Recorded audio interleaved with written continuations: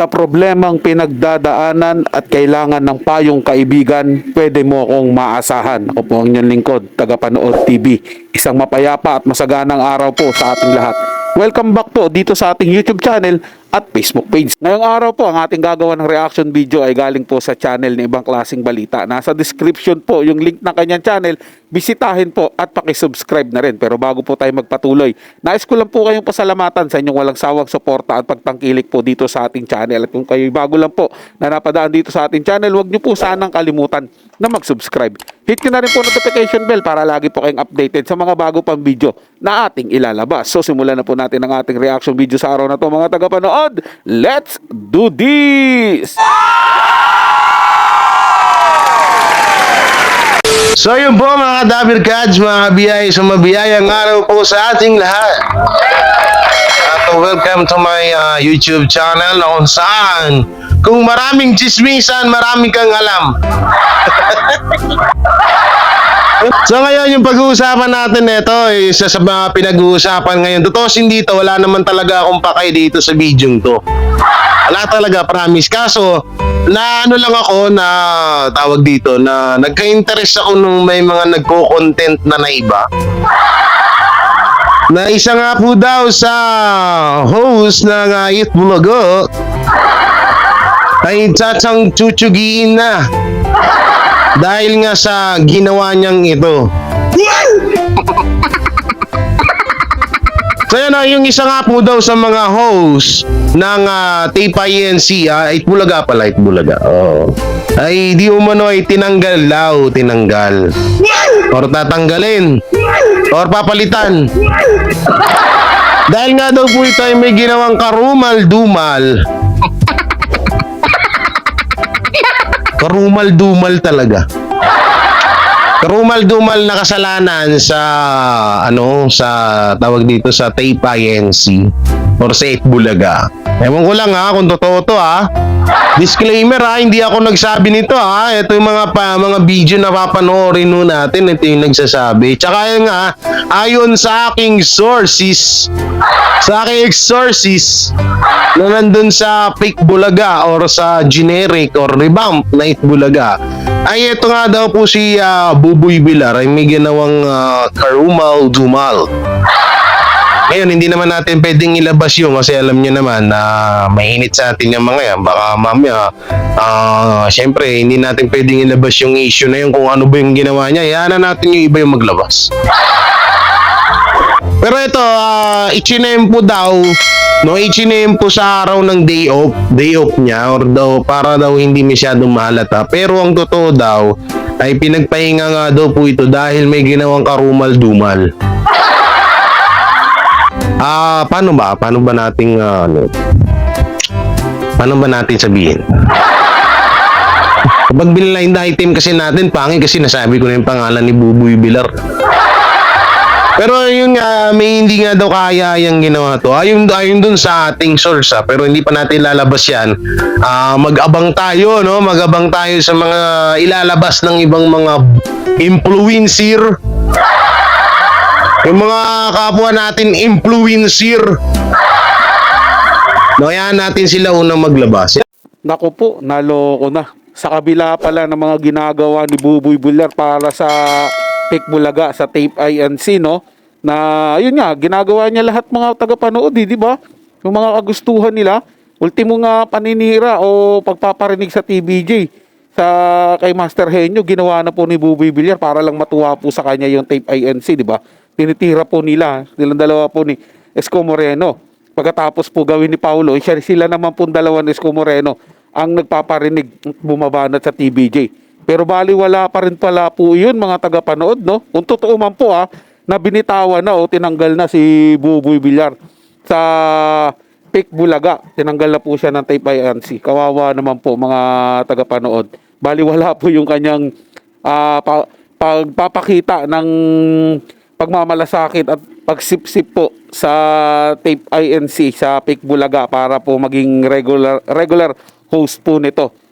Siyempre mga tagapanood, pagdating sa mga ganyan talaga, laglagan yan. Nilaglag nga po TVG 44 years silang nasa Itbulaga, nilaglag sila. Ikaw pa kaya, Buboy Villar, ano ka ba sa kanila? Hindi po ba mga tagapanood? Siyempre, para malaman po natin kung ano po yung punot dulo kung bakit may gantong balita na tinanggal si Buboy Villar dahil nga daw po may ginawang karumal-dumal. Ano, kung di po natin alam talaga mga tagapanood kung ano yung karumal-dumal na yon, hahanapin po natin yon mga tagapanood at gagawan po natin ng reaction video. At tingnan po natin doon kung talaga bang karumal-dumal yung ginawa niya para po matanggal siya. O di ba po sa Pick Bulaga sa Tape INC. Kasi kung hindi naman po, sayang naman po yung ginawa niyang effort. Sayang naman po yung binigay niyang pagtsatsaga sa programang Tape Bulaga na tapos tatanggalin lang siya sa bandang huli. Ito yung video, no? Ito nga, marami na nag-reaction nito na ito nga, si Buboy Villar ay tatanggalin po nga po daw sa generic Nate Bulaga. Pero hindi naman ako naniniwala din ho doon, no?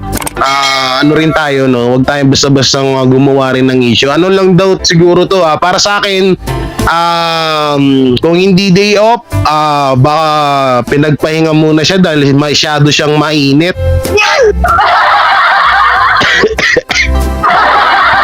Masyadong mainit eh. Masyado siyang mainit. At sa mga hindi nga po pala nakakalam dyan, ito si Buboy Villar, no? Kaya mga nagbabiral ang mga issue. Issue hindi video. Ulitin ko issue, hindi video. Sa kadahilanan yung mga yung mga patama niya sa Tito Vic and Joey, no? Yung mga pahaging niya, yung mga pasundot-sundot niya, no? So kaya namin din to hindi naman totaling sobrang inis. Inis na inis. Hindi naman ganoon na sobrang inis kami dito. Parang tinatawag na paano ba ma-explain yun? Paano ba ma-explain yung mga ganun? Pwedeng none of the above. Hindi. Kasi ito naman, kasi si Buboy Villar, yung unang ganap nito, na, 'di ba? Sabi ko naman sa inyo, wala naman din kasing problema. Wala akong problema, kaso nga lang nung mga una nag-scripted. No, bukod sa pinagmukha nilang tanga yung kanilang mga manonood at yung mga taong nanonood na kahit papano ay may konting paniniwala sa kanila, ay ginawa nilang marang mga tulongges yung nag-scripted nga sila dun sa show na Itbulaga na tauhan niya pala sa mamihan yung contestant. So doon pa lang pumalian na siya. Tapos yung may mga pahaging siya kaya Henyo Master, no? Diyan sa lalong kinagustuhan namin. Hindi pala natin sabihin na kinainisan, kinagustuhan. Gusto namin to si Buboy Villar. Sobrang gusto ko nga ilipat to sa 8 Showtime eh. Gusto ko nga ilipat to sa 8 Showtime si Buboy Villar. Gusto ko to. Sobrang galing nito mag-host. Ay, sabi siya talo ang Tito Vic and Joey pag ito nag-host. Talagang pang Hollywood, no? Pang International Convergence Zone. Ano yung Bagyo? Pang International Convergence Zone yung nito, yung hype. Yung nito, yung hyper acidic. Yari na. Ang lalalim ng mga salita sinasabi ni Idol J. Guevara dito. Boses pala to ni Idol J. Guevara. Nabubulol po ako. Idol J. Guevara TV po ang ginamit dito ng ibang klaseng balita. No? Mabalik tayo mga tagapanood. Nabubulol talaga ako. Nakahawa po ako dito ay Buboy Villar mga tagapanood. Di ba? Ako talaga personally naniniwala po. Kung nakaya po talaga siyang tanggalin. Di ba po? Yung pansinin nyo na lang po buong Dabarkads TVG po. Di ba? Nagawan po nila ng paraan para maalis po sa programang Itbulaga. Siya pa kaya? Sino ba siya at ano ba si Buboy Villar? Maliit lang siya. Ikukumpara mo sa TVJ. Hindi po ba mga tagapanood? At kung talagang karumal-dumal yung ginawa niya para sa paningin o sa pananaw ng Tape INC at ng Tape Bulaga, talaga pong tatanggalin siya. Hindi po ba? Iyan po yung aking mga tagapanood Ito po yung aking opinion. Kasi nga, doon po ako bumabase mga tagapanood TVJ, napakalaking mga tao na po yan, mga sikat na po yan. Nagawan po nila ng paraan para lang maialis sa Itbulaga. Si Buboy Villar pa po kaya. Kaya ako po'y maniniwala dyan mga tagapanood kapag may lumabas na balita. Lalo na po, pag kinumpirma na ng Tape INC na talagang tinanggal na po nila si Buboy Villar. Kaya sa mga naiwan pong host dyan, di ba po, sa mga host po ng Tape Bulaga, mag-isip-isip na din po kayo. Di ba?